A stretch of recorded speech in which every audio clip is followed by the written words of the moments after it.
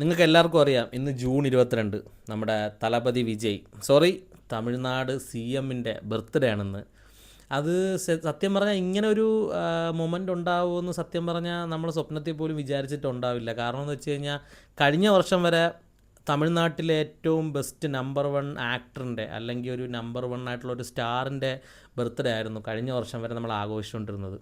പക്ഷേ അത് ഒരു വർഷത്തിൻ്റെ അകത്ത് വന്ന മാറ്റം, ആ ഒരു വർഷം കഴിഞ്ഞപ്പോൾ സംഭവിച്ചതെന്ന് വെച്ച് കഴിഞ്ഞാൽ ആ നടനിൽ നിന്നും തമിഴ്നാട്ടിലെ തന്നെ സി എം ആയിട്ടാണ് നമ്മുടെ വിജയണ്ണൻ വന്നിരിക്കുന്നത്.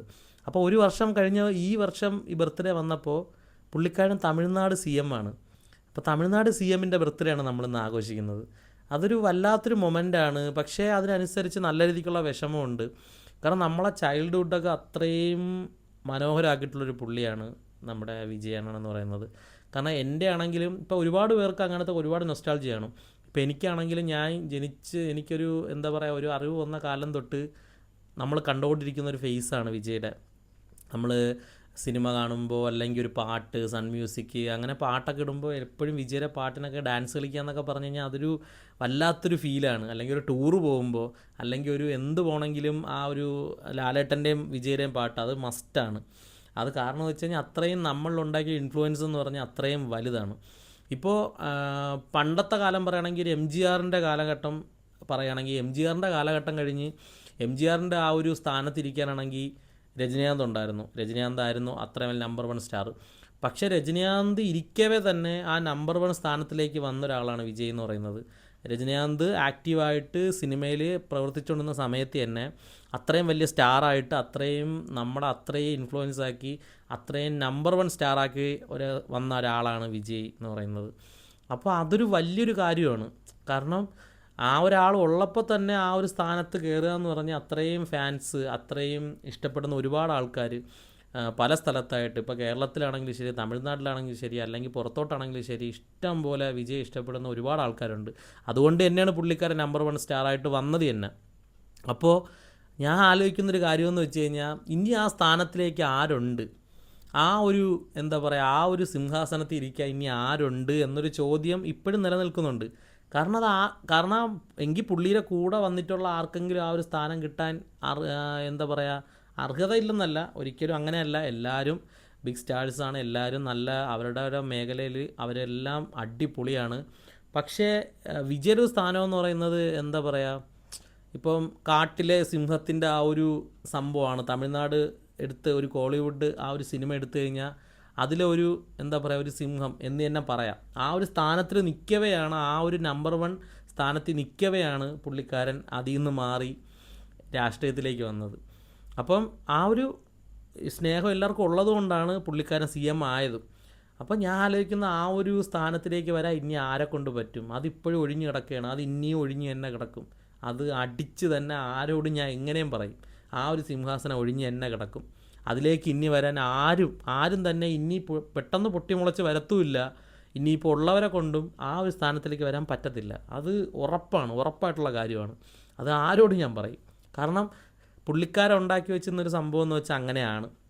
അപ്പോൾ അങ്ങനെ ഇരിക്കവേ ഇപ്പോൾ ഈ ബർത്ത്ഡേ വന്നപ്പോൾ ഒന്ന് ആഘോഷം എന്ന് വെച്ച് കഴിഞ്ഞാൽ എല്ലാ പ്രാവശ്യവും ഫസ്റ്റ് സിംഗിള് അല്ലെങ്കിൽ ഒരു എന്താ പറയുക, ഒരു ഫസ്റ്റ് ലുക്ക് പോസ്റ്റർ അല്ലെങ്കിൽ സെക്കൻഡ് സിംഗിള്, അങ്ങനെയൊക്കെ ഒരുപാട് അപ്ഡേഷൻസ്, പുതിയ സിനിമയുടെ അപ്ഡേഷൻ എന്തെങ്കിലും വന്നിരിക്കും വിജയുടെ ബർത്ത്ഡേ സമയത്ത്.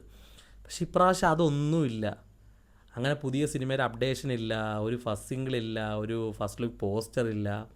അതിലൊക്കെ ഭയങ്കര സങ്കടമുണ്ട് സത്യം പറഞ്ഞാൽ. അത് ആദ്യമായിട്ടുള്ളൊരു അനുഭവമാണ് ഇപ്പോൾ ഉണ്ടായിട്ടുള്ളത്. അപ്പോൾ അതിൽ വലിയൊരു സങ്കടമുണ്ട്.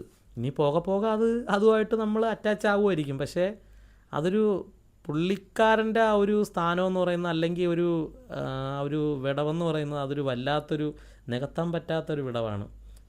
തമിഴ് സിനിമയെന്നല്ല, എങ്ങനെ എടുത്ത് നോക്കിയെന്ന് പറഞ്ഞാലും അത് ഫുൾ മൂവി എന്താ പറയുക, ഒരു സൗത്ത് ഇന്ത്യ അല്ലെങ്കിൽ നോർത്ത് ഇന്ത്യ മൂവീസ് എടുത്ത് നോക്കുകയാണെങ്കിൽ തന്നെ അതൊരു വലിയ നഷ്ടം തന്നെയാണ്. പുള്ളിക്കാരൻ്റെ ആ ഒരു അവിടെ ഇല്ലാത്തത് വല്ലാത്തൊരു നഷ്ടം തന്നെയാണ്. അങ്ങനെയാണ് പുള്ളി ഉണ്ടാക്കി വെച്ചിരിക്കുന്ന നമ്മുടെ ചൈൽഡ്ഹുഡ് ആണെങ്കിലും, നമ്മളെ ചൈൽഡ്ഹുഡെന്ന് മാത്രമല്ല, ഒരു 2-3 തലമുറയ്ക്ക് അത്ര ആഘോഷിക്കാവുന്ന ഒരു സംഭവം പുള്ളിക്കാരൻ ഉണ്ടാക്കി വെച്ചിട്ടുണ്ട്. ഇപ്പോൾ എൻ്റെ അച്ഛൻ്റെ കാലത്താണെങ്കിലും, ഇപ്പോൾ നമ്മുടെ കാലത്താണെങ്കിലും, ഇപ്പോൾ നമ്മുടെ കുട്ടികളെ കാലത്താണെങ്കിലും, അങ്ങനെ കുറേ ജനറേഷനിൽ ഇഷ്ടംപോലെ കുട്ടികളായ ആൾക്കാരും അവരും കാണും. അവർക്ക് ഏറ്റവും നല്ല ഇഷ്ടമായിരിക്കും വിജയുടെ സിനിമ കാണുക, അല്ലെങ്കിൽ വിജയുടെ പാട്ട് കേൾക്കുക. അതൊരു ഒരു വല്ലാത്തൊരു എനർജിയാണ്. അതെന്ന് പറയുന്നത് ഒരു വല്ലാത്തൊരു ഫീലാണ്. പുള്ളിയുടെ സിനിമയെ കാണുക, അല്ലെങ്കിൽ പാട്ടുകൾ, പുള്ളിയുടെ ആക്ഷൻസ് അനുകരിക്കാത്ത എത്ര പേര് കാണും, എത്ര പേരുണ്ടാവും നമ്മുടെ ഒരു കാലഘട്ടത്തിൽ, എത്ര പേരുണ്ടാവും. അല്ലെങ്കിൽ പുള്ളിയുടെ ഒരു പോക്കറ്റ് സിനിമയിൽ ആ ഒരു കർച്ചീപ്പ് കറക്കിയുള്ള സംഭവം, അല്ലെങ്കിൽ വേട്ടക്കാരനിലെ ആ ഒരു കർച്ചീപ്പ് തലയിലെ കെട്ടി, അല്ലെങ്കിൽ അങ്ങനെ വിജയുടെ ഓരോ മാനറിസവും, ഇപ്പോൾ സൂറയിലെ ഡാൻസ് സ്റ്റെപ്പ്, സൂറ സിനിമയിലെ, അല്ലെങ്കിൽ ഇഷ്ടം പോലെ പറയുകയാണെങ്കിൽ ഇഷ്ടം പോലെ ഉണ്ട്. ഒരുപാട് കാടിൻ്റെയൊക്കെ ഒരു സെറ്റപ്പ് ഉണ്ടായിരുന്നു മുമ്പ്. സൂറ വേട്ടക്കാരിറങ്ങിയ സമയത്ത് ഒരു കാടിൻ്റെ ഒരു സെറ്റപ്പ് ഉണ്ട്. കാട് ഒരു തീപ്പെട്ടി പോലത്തെ ഒരു പെട്ടിക്കകത്ത്, അതിൻ്റെ അകത്ത് വിജയുടെ ഫോട്ടോയൊക്കെ വെച്ചിട്ട് അതിൻ്റെ അകത്ത് മുട്ടായിയോ അങ്ങനെ എന്തോ ആണ്, അങ്ങനത്തെ കാടിൻ്റെയൊക്കെ ഒരുപാട് സെറ്റപ്പ് ഉണ്ടായിരുന്നു ആ ടൈമിൽ. അതൊക്കെ ഭയങ്കര നൊസ്റ്റാൾജിയാണ്. അങ്ങനെ പുള്ളി നമ്മളിലുണ്ടാക്കി വെച്ചൊരു ഇൻഫ്ലുവൻസ് എന്ന് പറയുന്നത് അതൊരു വലിയ ഒരു ഇൻഫ്ലുവൻസാണ് പുള്ളി ഉണ്ടാക്കി വെച്ചിട്ടുള്ളത്. അപ്പോൾ ആ പുള്ളിക്കാരൻ്റെ ഒരു എന്താ പറയുക, ഒരു സിനിമയുടെ അപ്ഡേഷനോ കാര്യങ്ങളോ ഒന്നുമില്ലാത്ത ആദ്യത്തെ ബർത്ത്ഡേ ആയിരിക്കും ഇത്. അതിൽ വലിയൊരു സങ്കടമുണ്ട്, പക്ഷേ അതിനനുസരിച്ച് സന്തോഷമുണ്ട്, ഇല്ലെന്ന് പറയുന്നില്ല. കാരണം ഏറ്റവും വലിയൊരു എന്താ പറയുക, ഒരു സ്ഥാനത്തിലാണ് പുള്ളി ഇപ്പോൾ ഇരിക്കുന്നത്. MLA അല്ല, ചെറിയൊരു രാഷ്ട്രീയ പ്രവർത്തനമല്ല, തമിഴ്നാട്ടിലെ CM ആണ് പുള്ളി ഇപ്പോൾ. അപ്പോൾ അത്രയും നല്ലൊരു സ്ഥാനത്താണ് പുള്ളി ഇരിക്കുന്നത്. അപ്പോൾ അതിനനുസരിച്ചുള്ള എന്താ പറയുക റെസ്പോൺസിബിലിറ്റി പുള്ളിക്കുണ്ട്. തമിഴ്നാടിനെ രക്ഷിക്കുക ഇപ്പോഴും ഒരുപാട് കാര്യങ്ങൾ, നല്ല കാര്യങ്ങൾ ഇഷ്ടംപോലെ തന്നെ ചെയ്യുന്നുണ്ട്, എല്ലാവർക്കും അറിയാം. ഒരുപാട് കാര്യങ്ങൾ തമിഴ്നാടിന് വേണ്ടി ഇഷ്ടം പോലെ മാറ്റങ്ങൾ വരുത്തിയിട്ടുണ്ട്. കേരളത്തിൽ നടക്കേണ്ട ഒരുപാട് കാര്യങ്ങൾ ഇപ്പോൾ തമിഴ്നാട്ടിൽ നടക്കുന്നുണ്ട്, പുള്ളി അത് ചെയ്യുന്നുമുണ്ട്. അപ്പം അങ്ങനെയൊക്കെ വലിയ സന്തോഷമുണ്ടെങ്കിലും അതിനനുസരിച്ച് എന്താ പറയുക, ഒരു സ്ഥലത്ത് ഒരു ചെറിയ ഉള്ളിൽ എവിടെയൊക്കെയോ നല്ല രീതിക്കുള്ള സങ്കടമുണ്ട്. കാരണം ഇനി സിനിമയില്ല, ഇനി പുള്ളിയുടെ സിനിമ കാണത്തില്ല, ഇല്ല നമ്മൾ എന്താ പറയുക, അതൊരു എന്താ പറയുക ഭയങ്കര ഒരു സങ്കടമാണ്. അത് ഒരിക്കലും ഇല്ല എന്ന് പറയുന്നില്ല. കാരണം നമ്മൾ കണ്ടു വളർന്നത് പുള്ളിയാണ്, പുള്ളിയുടെ സിനിമകളാണ്, പുള്ളിയുടെ പാട്ടുകളാണ്, നമ്മൾ ഡാൻസ് കളിച്ചുള്ള പുള്ളിയുടെ പാട്ടിനാണ്. പുള്ളി നല്ലൊരു ഡാൻസറാണ്, നല്ലൊരു ആക്ടർ എന്ന് പറയുന്നതിനേക്കാൾ ഇമ്പ്രൂവിങ് ആക്ടർ എന്ന് പറയുന്നതാണ് ഏറ്റവും ബെറ്റർ. കാരണം പുള്ളിയുടെ പഴയ സിനിമകൾ നമുക്കറിയാം, അത് പണ്ടത്തെ തമിഴ് ടെംപ്ലേറ്റിലെടുത്ത് ഇഷ്ടംപോലെ എൻ്റർടൈനിങ് ആയിട്ടുള്ള ഇഷ്ടംപോലെ സിനിമകൾ പുള്ളി എടുത്തിട്ടുണ്ട്. പക്ഷേ പുള്ളിയൊരു വിജയ് അണ്ണൻ എന്ന് പറയുന്നത് ഒരു ഇമ്പ്രൂവിങ് ആക്ടറാണ്. പല സിനിമകളിൽ ഇപ്പോൾ വരുന്ന സിനിമകൾ നമുക്ക് കാണുമ്പോൾ അറിയാം, നല്ല ഇമ്പ്രൂവ് ആയിട്ടുള്ള ഒരു ആക്ടറാണ്. പുള്ളിയുടെ നിന്ന് എന്താ പറയുക, ഒരു ആക്ടിങ്ങിൻ്റെ സ്കില്ലും നല്ല രീതിക്ക് ഇമ്പ്രൂവ് ആയിക്കൊണ്ടിരിക്കുന്നൊരു ആളായിരുന്നു പുള്ളി. പക്ഷേ അങ്ങനെയൊക്കെ വന്നുകൊണ്ടിരിക്കുമ്പോൾ ഇനിയും നല്ല നല്ല സിനിമകൾ, ഇഷ്ടംപോലെ ഡയറക്ടേഴ്സിൻ്റെ ഇഷ്ടംപോലെ നല്ല നല്ല സിനിമകൾ ചെയ്യേണ്ട ആളാണ് വിജയ് എന്ന് പറയുന്നത്.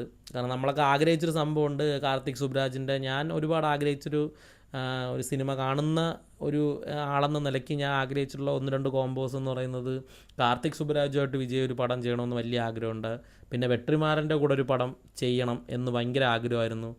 വെട്രിമാരൻ്റെ അറിയാമല്ലോ, വെട്രിമാരൻ ഡയറക്ഷൻ എന്ന് പറഞ്ഞത് പീക്കാണ്. അപ്പോൾ പുള്ളിയുടെ ആ ഒരു ഡയറക്ഷനും വിജയുടെ ഒരു എന്താ പറയുക, ഒരു ക്യാൻവാസിൽ ആ സിനിമ ഇറങ്ങുമ്പോൾ ഉണ്ടല്ലോ, ബിഗ് സ്റ്റാർ എന്ന് പറയുന്ന വിജയുടെ ആ ഒരു ഇതിൽ ഇറങ്ങുമ്പോൾ അത് പീക്കായിരിക്കും. കാരണം പുള്ളിയുടെ ഡയറക്ഷൻ നമുക്കറിയാം എന്താണെന്നുള്ളത്, വിജയ് ആരാണെന്ന് നമുക്ക് എല്ലാവർക്കും നന്നായിട്ട് അറിയാം. അപ്പോൾ ആ ഒരു ഇതിൽ അവരുടെ ആ 2 വരെ കോമ്പയിൽ സിനിമ ഇറങ്ങുമെന്ന് പറഞ്ഞാൽ അത് പീക്കാണ്, അത് പീക്കായിരിക്കും, ഒന്നും പറയാനില്ല.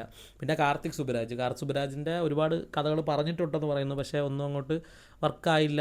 രണ്ടുപേർക്കും തമ്മിൽ എന്തൊക്കെയോ ഇഷ്യൂസ്, അങ്ങനെയൊക്കെ ചെറിയ ചെറിയ മാറ്റങ്ങളൊക്കെ അങ്ങനെയൊക്കെയാണ് നടക്കാതെ പോയത്. അങ്ങനെ 1-2 നല്ലൊരിത്. പിന്നെ ഏറ്റവും എനിക്ക് ആഗ്രഹമായിരുന്നു നെൽസനുമായിട്ട് ഒരു പടം അത് പോയി, ബീസ്റ്റ്. അത് അങ്ങനെ അങ്ങ് പോയപ്പോൾ അവരെ 2 വരെ കോമ്പിൽ ഒരു നല്ല പടം, ആ ഒരു എല്ലാത്തിനും ആ ഒരു മറുപടിയായിട്ടൊരു നല്ല കിടിലം ഒരു പടം, ഒരു ആക്ഷൻ ത്രില്ലർ മൂവി, അങ്ങനത്തെ ഒരു പടം ഇറങ്ങണമെന്നൊക്കെ ഒരു ആഗ്രഹം ഉണ്ടായിരുന്നു. ഇനി അതൊക്കെ വെറും ആഗ്രഹങ്ങൾ മാത്രമാണ്. പിന്നെ അറ്റ്ലിയാണ് വിജയെ ഈ ഒരു ലെവലിലേക്ക് എത്തിച്ചതെന്ന് വേണമെങ്കിൽ നല്ലൊരു പങ്ക് വഹിച്ച ഒരാളാണ് അറ്റ്ലി. പിന്നെ മുരുകദോസ്. പിന്നെ അറ്റ്ലിയെ ഇത്രയും ലെവലിലാവാനുള്ളൊരു മെയിൻ കാരണം വിജയ് തന്നെയാണ്, ഇല്ലെന്ന് പറയുന്നില്ല. വിജയ് വെച്ചുള്ള സിനിമകളും വിജയുടെ ഉള്ള ആ ഒരു കോംബോ ആണ് ഇത്രയും അറ്റ്ലിക്കൊരു പേരും പെരുമയും, ഇത്രയും നല്ല നല്ല സിനിമകൾ ഇപ്പോൾ ചെയ്യുന്നതും. ഷാറൂഖ് ഖാൻ വെച്ച സിനിമ ചെയ്തു, അല്ലു അർജുന സിനിമ ചെയ്യുന്നു. ഇതിൻ്റെയൊക്കെ ഒരു മെയിൻ സംഭവം എന്ന് പറയുന്നത് വിജയായിട്ട് സിനിമ ചെയ്തുകൊണ്ട് മാത്രമാണ്. പിന്നെ ഏതൊരു ഡയറക്ടറിനും വിജയുടെ കൂടെ ഒരു സിനിമ ചെയ്ത് കഴിഞ്ഞ് കഴിഞ്ഞാൽ അവരുടെ ഒരു ലെവൽ മാറും, അവർക്കൊരു ഹൈപ്പ് കിട്ടും. അവർക്ക് ആ ഒരു പ്രോജക്റ്റിൽ എന്തെങ്കിലും ഇത് വന്നാലും പിഴവ് വന്നാലും അടുത്ത് അവർക്ക് കിട്ടുന്നൊരു പ്രോജക്റ്റ് ഗംഭീരമായിരിക്കും. അവർക്ക് നല്ലൊരു എന്താ പറയുക, ഒരു വർക്ക്, ആ ഒരു വർക്ക് എന്ന് പറയുന്നത് അവരുടെ ഒരു ലൈഫ് ടൈം അച്ചീവ്മെൻ്റാണ് വിജയുടെ കൂടെ ഒരു സിനിമ എടുക്കുക എന്ന് പറയാം. ഇപ്പം നെൽസനെയൊക്കെ എത്ര പേർക്ക് അറിയാമായിരുന്നു? ഡോക്ടർ സിനിമയൊക്കെ എടുത്തപ്പോൾ പുള്ളിയുടെ ഫേസ് ആർക്കെങ്കിലും അറിയായിരുന്നോ? പുള്ളി എന്താണെന്നുള്ളത് നമുക്കറിയായിരുന്നോ? പക്ഷേ വിജയുടെ ബീസ്റ്റിൻ്റെ ഒരു അപ്ഡേഷൻ വന്നതിന് ശേഷമാണ് നെൽസൻ്റെ ഒരു ഫേസും നെൽസൺ ആരാണെന്ന് നമ്മൾ അത്രയും അറിഞ്ഞു തുടങ്ങിയത്. മെയിനായിട്ട് ലോകേഷ് കനകരാജ്, ലോകേഷ് കൈതി എടുത്ത ഡയറക്ടർ ലോകേഷ്, അതിൻ്റെ പടം എന്ന് പറഞ്ഞാണ് മാസ്റ്റർ ഇറങ്ങിയ. പക്ഷേ അതിന് ശേഷം എന്തായി? ലോകേഷ് കനകരാജ് എന്ന് പറയുന്ന ബ്രാൻഡ് തന്നെ ഉണ്ടായി. അത് ആ കൈതി എടുത്ത സമയത്തൊന്നും ആർക്കും ലോകേഷിൻ്റെ ഫേസും കാര്യങ്ങളൊന്നും ആർക്കും അറിഞ്ഞുകൂടായിരുന്നു. ലോകേഷ് കനകരാജ് ആ ഡയറക്ടറിൻ്റെ പേര് മാത്രം. പക്ഷേ ആളിനൊരു എന്താ ഒരു ഫെയിമും ഒരു എന്താ പറയുക ഒരു ഫേസ് റിവീലിങ്ങും ഒക്കെ കിട്ടിയെന്ന് വെച്ച് കഴിഞ്ഞാൽ വിജയുടെ കൂടെ പടം എടുത്തതിന് ശേഷം മാത്രമാണ്. അതില്ലെന്ന് ഒരിക്കലും പറയാൻ പറ്റത്തില്ല.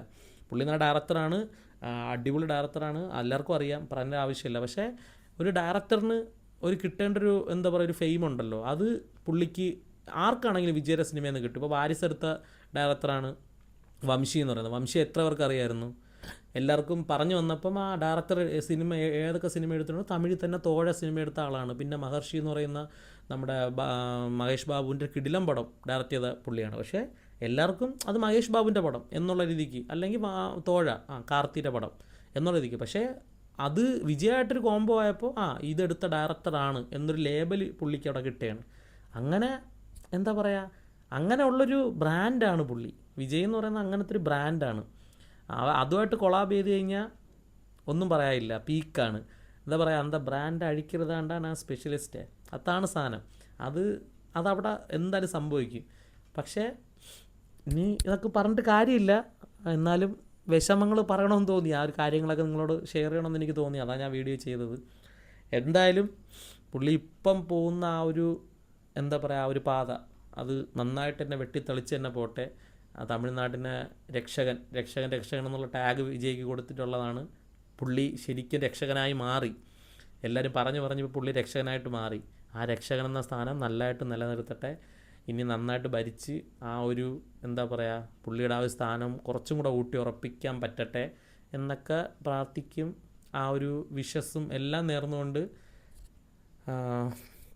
ഇത്രയൊക്കെയാണ്. എന്തായാലും ഹാപ്പി ബർത്ത്ഡേ ഒന്നുകൂടെ പറയാണ്. ഹാപ്പി ബർത്ത്ഡേ അണ്ണ, happy birthday Thalapathy, happy birthday വിജയണ്ണ, ലവ് യു.